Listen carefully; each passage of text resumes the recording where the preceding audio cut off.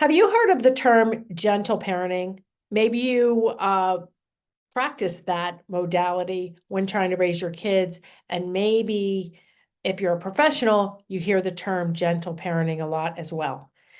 Today, we are covering gentle parenting versus the positive toddler parenting approach, which I developed over the past 25 years. So we are going to talk about what are the similarities, what are the differences, and specifically how to deal with a toddler who's hitting using the gentle parenting approach versus my approach. I have Rachel Smith on the call. We're going to have a great discussion, and let's get to it.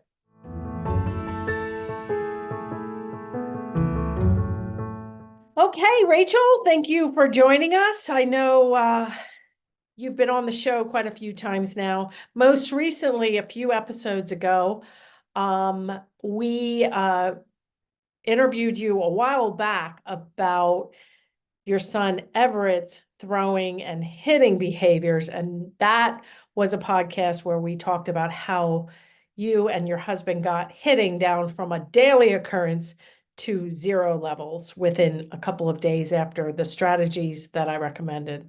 So, and now you're a mom. Why don't you tell our listeners, just in case they don't know you, just kind of like how old your kids are and what your background is? Yeah, great. So thanks for having me again. My boys are now 5 and 2.5.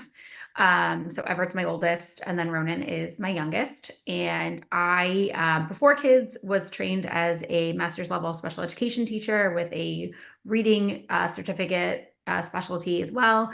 And now I am the program director for your courses and community, which I really love. And I get to use my background in education and child psychology and those kind of things to really kind of help you and our listeners and members, parent and help their kids the way they want to.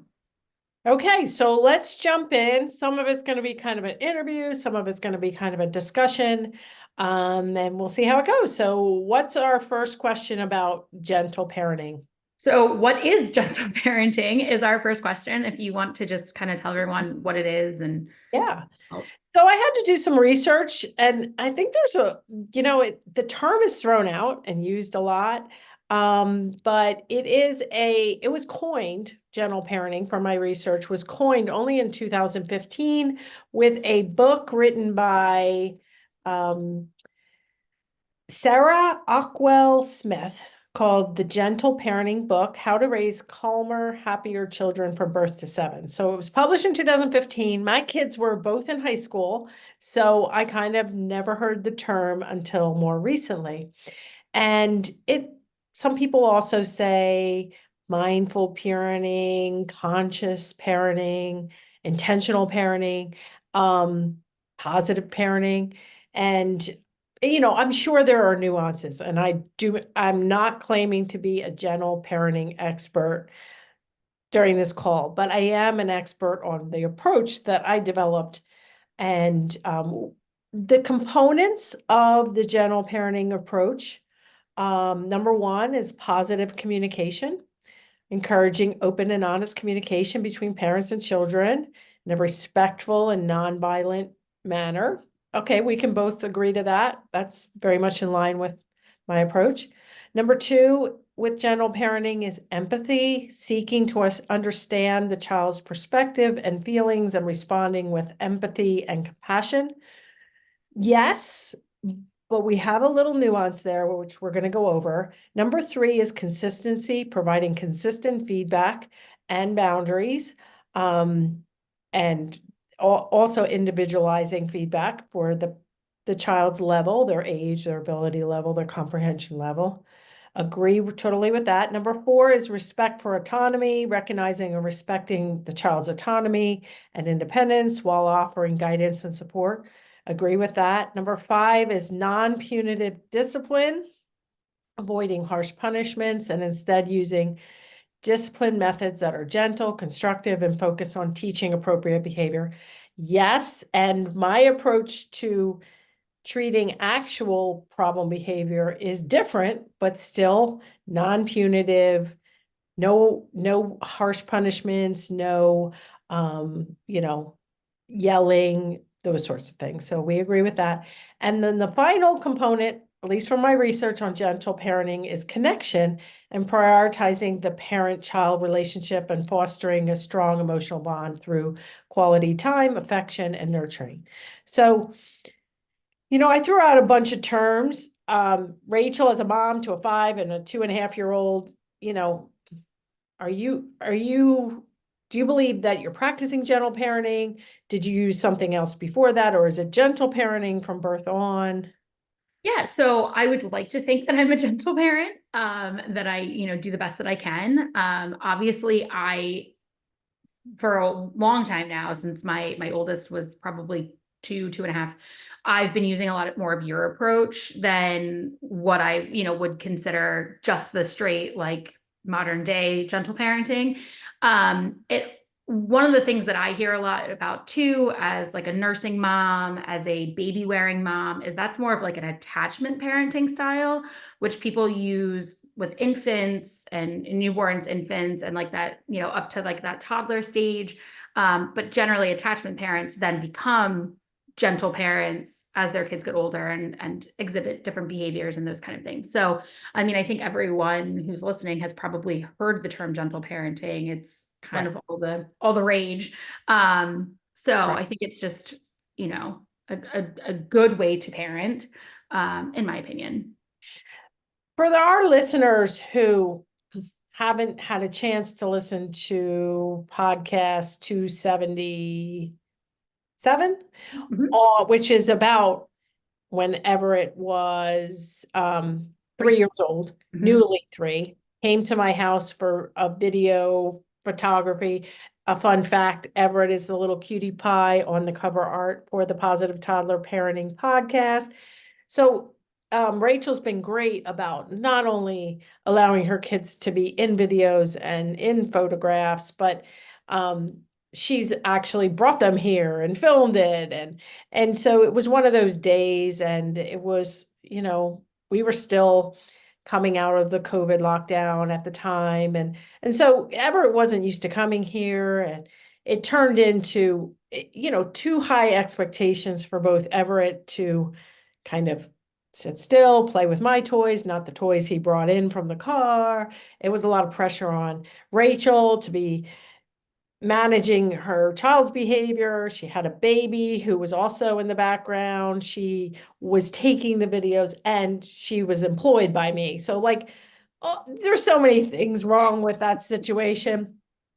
But whenever it did throw things and hit her, um, even though she had watched all my courses and everything, there was a lot of no, thank you. We don't hit. Hitting hurts. And I didn't realize hitting and throwing was an issue. But when he threw a metal train at her car on the way out, when she was trying to load both kids in the car, Rachel almost broke down in tears and said, the only one he hits is me. He only throws for me. It's happening multiple times a day. You have to help me because I know you know how to help me. And at that point, I realized that, like, in my books, in my blogs, even in my paid online courses, I was doing a lot of prevention. But when the actual rubber meets the road, when the hit happens, I hadn't been giving a lot of advice about hitting, because it is tricky. It's really tricky. And I don't want to ever give advice that could make the behaviors worse and that sort of thing.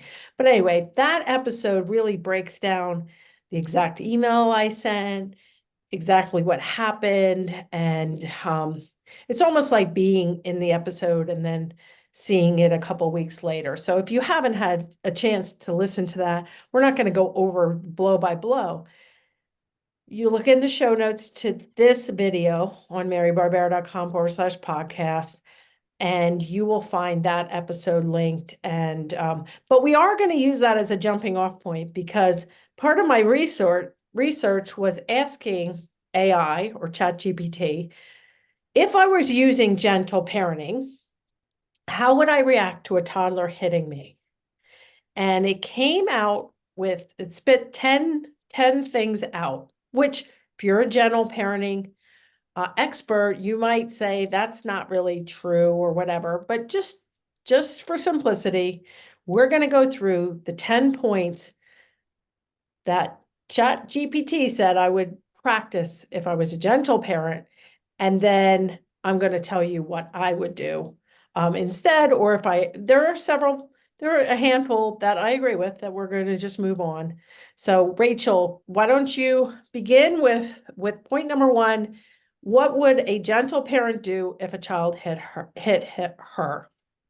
So number one is stay calm. So it's important to remain calm and composed when addressing your toddler's hitting behavior. Reacting with anger or frustration may escalate the situation and reinforce the behavior. Absolutely agree. No contradictory advice on that. Staying calm, not raising your voice, not rolling your eyes, not doing big arm gestures, none of that. Stay calm. Number one, gentle parenting, positive toddler parenting approach. Totally agree. Awesome. So number two then is provide immediate feedback. So immediately intervene when your toddler hits someone and gently but firmly say, hitting hurts. We use gentle hands. Keep your tone calm but assertive to convey the message effectively. So I agree with part of that. So number two is provide immediate feedback, immediately intervene when your toddler hits. Yes, do that. But I do not agree with giving them a lot of language. Hitting hurts, we use gentle hands. At that point, which we talked about 4 episodes ago, you do try to put their hands to neutral, stay calm, and you could say no or no hitting one time, but you're not gonna hitting hurts, that's nice. We can't do that. Owie, that hurts. And you definitely don't want to have a sing-songy, ow, that hurts, mommy. No, thank you. We don't hit, especially for a child with a speech delay or, autism or, comprehension issues. But even, I mean, Everett had a speech delay, but not but at 3, he was pulling out of it. At 2, he had a pretty significant speech delay. It doesn't matter. If a child's hitting, that's not the time to give a paragraph dissertation on why hitting hurts, and especially in that sing-songy voice of high reinforcement.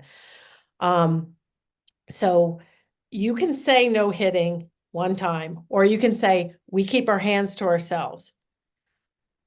Firmly, as you bring the hands down, you don't engage. And it doesn't have to be 5 minutes, 10 minutes. It can be as quickly as 10 seconds, 30 seconds.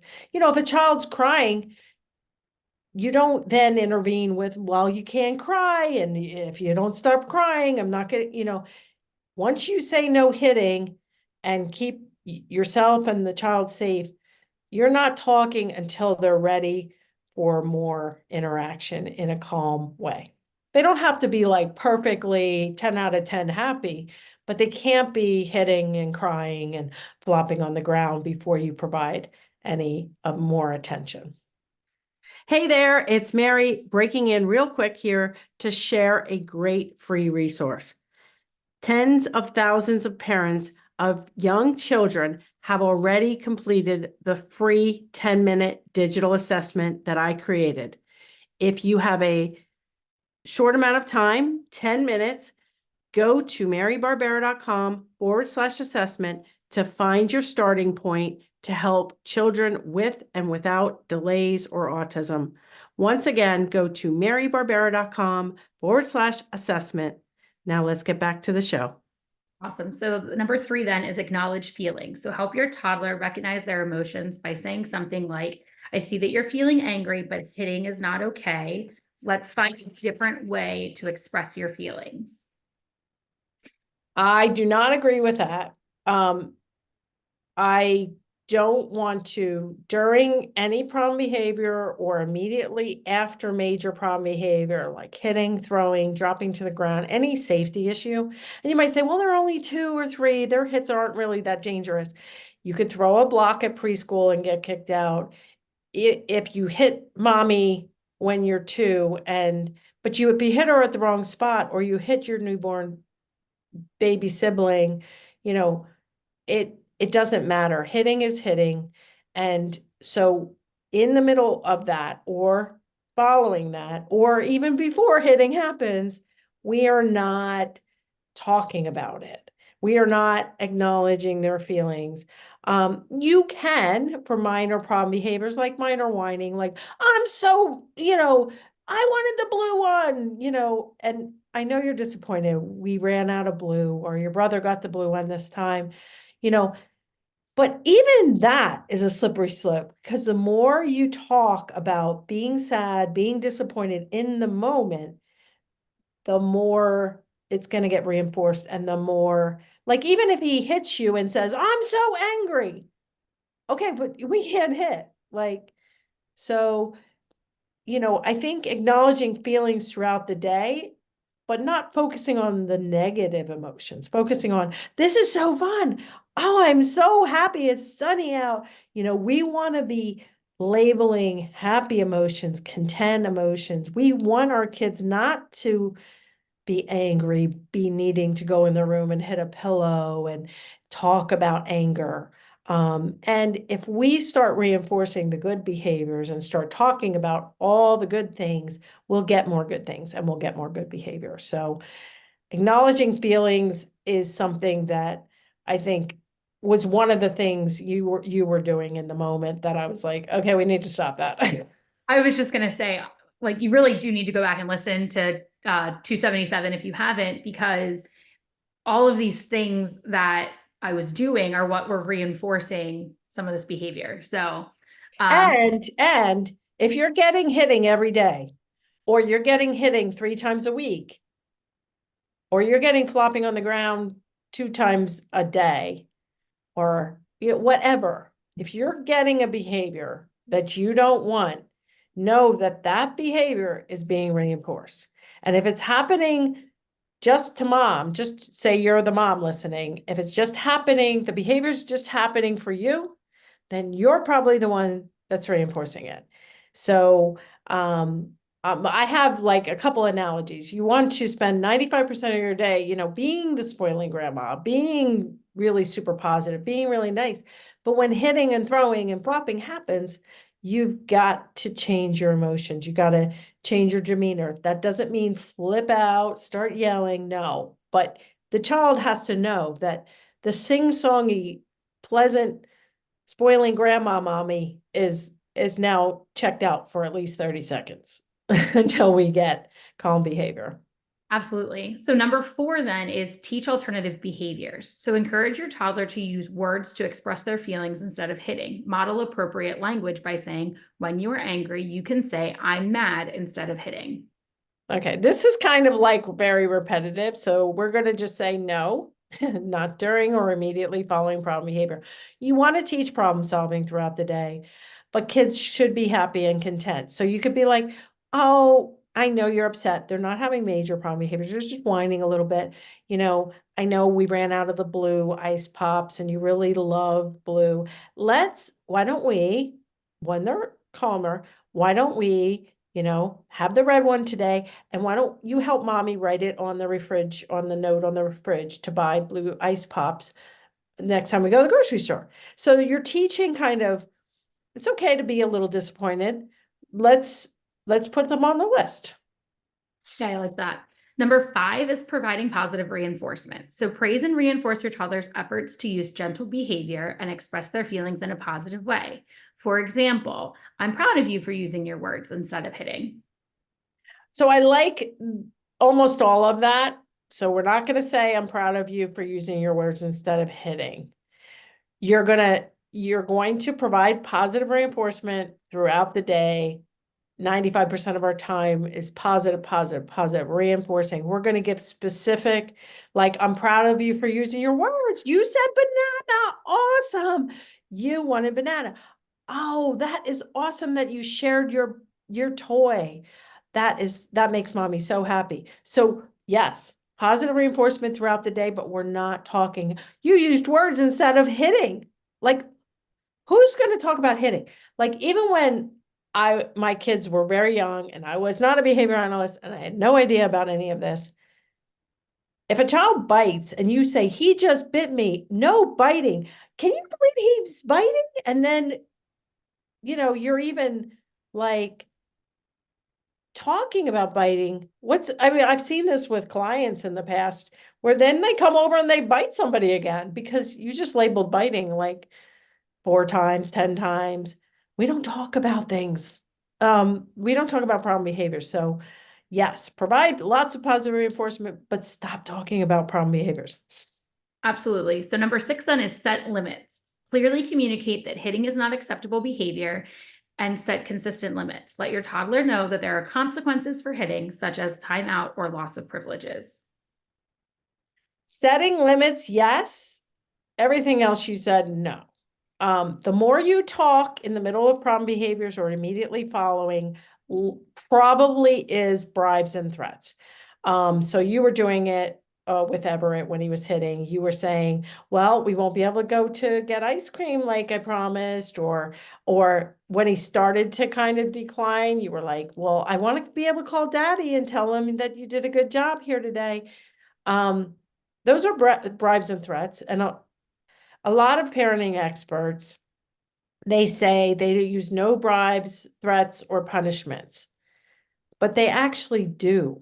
They're trying to use bribes and threats, or they're not trying to. They just think talking and explaining and acknowledging feelings is a good idea. And that's where I think, the 95% on prevention of problem behaviors, gentle parenting, and the positive toddler parenting approach work pretty similarly. It's just what to do when you actually get problem behaviors that we don't agree with.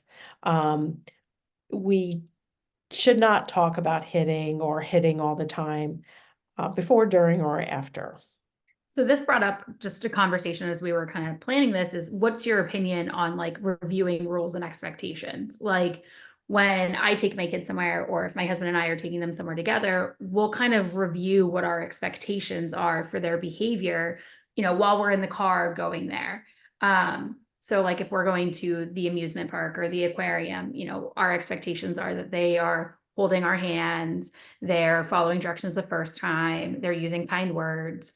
Um, so what are your feelings on that?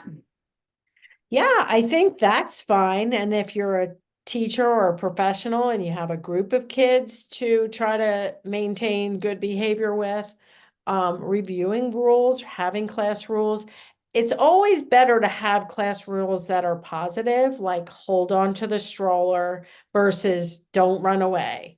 Tell the truth versus don't lie. Keep your hands to yourself instead of no hitting. But like you didn't have to, because you got Everett's hitting down and with your baby who turned into a 2.5-year-old overnight, you didn't get throwing and hitting because you knew how to deal with any of that right away to prevent that. Well, exactly. And I think that's too where you were talking about like threats and bribes and those kind of things is my husband and I also make sure that if there is a consequence, whatever that might be, that it's something we can follow through on. So like Everett right now is really into building Legos. So, he knows that he has to follow the directions or, have a great day at school. And then he gets his Lego building time in the evening. But if we get a bad report, which is hardly ever, then he doesn't get that time. So it's just like we're never going to say, if you don't listen today, you can't have your birthday party when I already know that the birthday party's planned, the people are invited, the things are purchased, because that just turns into like an empty threat too. So not just a threat, but then an empty one that you're never going to follow through on. So I think it's just important to remember that too, that like those things line up. Right, right. Yeah, very good. And if safety is in danger, whatever I'm saying, like if the child's going to run out in the street or throw a chair through a window or, you know, they're constantly, running away from you. If it's an immediate danger, um, you can use whatever to get your child safe. You can run after them, you can scream if they respond to no, you can bribe them if they're down on the ground and you physically can't pick them up for some reason. You can bribe them. Come on, let's go. We're going to get the, cookie, or let's go for ice cream. Knowing that you are totally reinforcing it, that's fine. Get them to safety and then be the Monday morning quarterback to think, how can I prevent that next time? Do I need to, take a second adult along? Do I need to go to the grocery store just for 3 items, not for my whole weekly trip? It's okay to use bribes, threats, punishment, screaming, whatever, grabbing at a child's arm to prevent any danger, immediate danger. But just be really careful, like Rachel said, about threatening, especially idle threats that you're not willing to, and a threat is okay. You're at an amusement park and they slip up and forget the rule and are not holding onto the stroller, a quick, hey, you're not holding on to the stroller. Remember, the rule is hold on to the stroller. You know, if that happens again, you're going to have to sit out a ride. Or if that happens again, we're going to have to leave. Knowing that if it happens again, you are going to sit out a ride or leave. Absolutely. So, I mean, and this isn't going to be perfect. Like whatever, I know we have a couple more points, and actually we have one more that we disagree with and a bunch that we agree with. So, but it's not going to be perfect. It's more like a dance, Mhm. and you're going to make some missteps, and you're going to be like, I was threatening a little bit too much there that trip or whatever. Just catch yourself and kind of wipe the slate clean, to get back to your positive comments. Yeah, I like that. So number 7 then is offer guidance. So teach your toddler about empathy and how hitting hurts others. Encourage them to apologize and make amends when they've hurt someone. So I did a video blog a while back. We can link it in the show notes of why I don't teach kids to say I'm sorry, especially kids with bad comprehension abilities. I think I'm sorry can get chained into problem behaviors quicker than anything. Like Everett could have hit Rachel and then said, I'm sorry right away. And then you're saying, oh, well, that's good saying you're sorry, but you can't hit. It's just like chaining it together with I'm angry. It's like, it doesn't matter. We can't hit. So offer guidance, yes, but and teach your child empathy. So Rachel has been watching and helping to care for my son with autism, Lucas, and he's an adult. And Rachel's kids, Everett and Ronan, know Lucas. They love Lucas. They understand that Lucas's brain is different and he does things different. And they also have empathy for other kids in their preschool or daycare class that might have special needs, or they are going to be good in the soccer field and on the baseball team with kids who aren't great at those sports. So building in empathy and offering guidance in a positive way, but don't talk about hitting and how hitting hurts. And, hitting's off the table. We never hit. We never bite. We're not talking about it. We're not talking about how it hurts. It's just like not acceptable, and we're getting rid of it. And the more we talk about it, the higher the likely is that it's going to increase instead of decrease. Absolutely. So then number 8 is supervised play. Keep a close eye on your toddler during playtime to prevent hitting incidents before they occur. Intervene early if you notice signs of frustration or aggression. Yes, I agree wholeheartedly with that. Supervised play, and kids, especially young kids, 2, 3-year-olds, they need a lot more support and guidance during play dates than they currently are getting. They need a lot of guidance during free play at daycare or preschool. And when they don't get the guidance, especially if they have some kind of speech delay or other special needs, they tend to then be labeled the bad kid, and tend to get into problems. And we want to do all we can to prevent that. So supervise play as much as possible.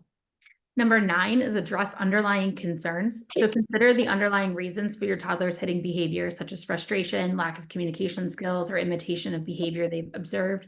Addressing these underlying causes can help prevent future incidents. Absolutely agree. Addressing underlying causes. I'm a registered nurse and a doctoral level board certified behavior analyst. And I think a lot of problem behaviors, especially if they're like coming out of nowhere, like all of a sudden, one of your kids, Rachel, started biting or starting hitting. You would absolutely want to take them to the doctor, rule out ear infection, take them to the dentist, rule out dental pain, especially when kids are little and they can't tell you that they're in pain. Yeah, the more likely than not, something is going on. Maybe their blood levels need to be tested. I know one of our team members, Kelsey, she had a son who was having night terrors, and it turned out his iron levels were too low. And, so um, we need to really look for the underlying causes, whether that's medical, whether that's a need for a diagnosis or a different placement, whether that's a need for therapy to be in place, whether that's, it could be anything, but we don't want to just treat, and even if they have a diagnosis, say they have a diagnosis of severe autism, we absolutely should not blame hitting on a diagnosis. Kids should not hit. Even kids that can't speak, that can't understand anything, they should not be hitting. And if they are hitting or they're biting, then something is going on, and we just need to dive deeper. So then that brings us to number 10, which is seek support if needed. If your toddler's hitting behavior persists or escalates despite your efforts, consider seeking guidance from a pediatrician, child psychologist, or parenting counselor for additional support and strategies. Wholeheartedly agree with that. You do want to seek support. And I would add, plus, in addition to your healthcare practitioner, possibly a psychologist, or a family counselor, I would also highly recommend you look into my online course and community, where we teach you step by step how to increase language, how to decrease problem behaviors, how to improve picky eating, sleeping, potty training, all together, all at the same time for any child of any age with speech delays and or autism and or anything else that's causing them to have language issues and problem behaviors. Plus, a board certified behavior analyst is usually a good idea as well, especially if these problems persist and even escalate. So in general, I think this was successful. Hopefully you enjoyed this little exercise of talking about, gentle parenting versus the positive toddler parenting approach. You can look at the show notes. We should have some of this in writing so that you can actually, I know sometimes hearing it, but if you can actually read it, you might be able to glean some more information. But I do think on the preventative side, which we're going to spend most of our time on, the gentle parenting approach and the positive toddler parenting approach, or anything else you want to call my approach, the Barbera Method, the Turn Autism Around approach, the verbal behavior approach, the approach that I've been developing for 25 years is very similar on the prevention side. It's just that when kids have problem behaviors, and whether it's a once a day, twice a day thing, whether it's an a one episode every week, but it's full blown drag out, or whether you're just panicked and just stay home because you're just too afraid that what's going to happen is going to be so bad. I know that my approach will work. It might not work day one like it did for Rachel. It may take some time, but if you learn these proven strategies, you can turn behaviors around. You can increase the good behaviors, quote unquote, and decrease the problem behaviors. And it's never too early or too late to start working at it either. But the earlier you start, when your kids are little, I often say, like, when when women are pregnant, they spend a lot of time, they research a lot, they invest a lot of money in trying to be the best mom of a newborn and an infant. But when kids get to be 2 or 3 and they start having issues, any issues, they tend to look on the internet, ask a friend, ask their mom what they used to do for them, ask their pediatrician who really doesn't know behavioral principles as well as I do. And they s- they really just are looking for tips and tricks, and you really need a solid approach to turn major problem behaviors around and to get them. The goal, I think, for all kids is to get these major problem behaviors that could cause injury to self or others or to the environment to 0 or near 0 levels. That's my goal for all kids. I think it's doable, but it does take some work. It's not like you're going to listen to this podcast and have it all figured out. So I do encourage you to attend a free workshop, see if my courses might be right, and to keep listening and to visit the show notes for this episode. And we will see you. Thank you, Rachel. And we'll see you next time, same place.